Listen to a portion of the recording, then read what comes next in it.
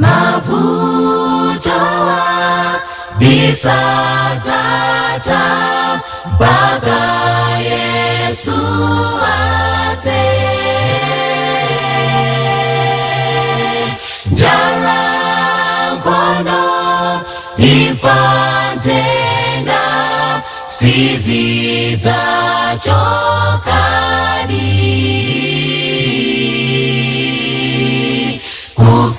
kufikira ate.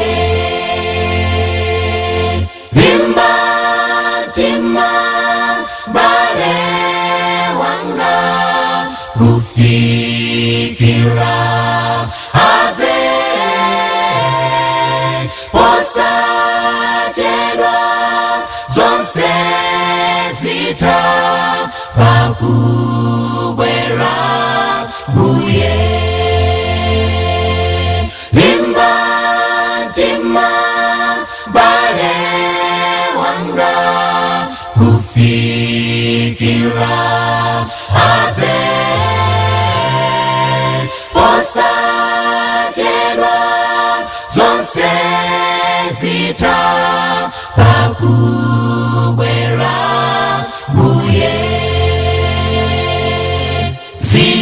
Zitatazo vuta nziko tidzapita kwatu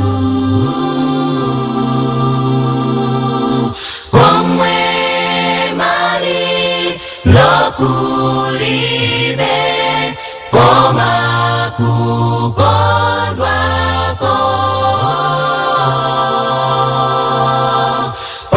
pamodzi ndi Yesu.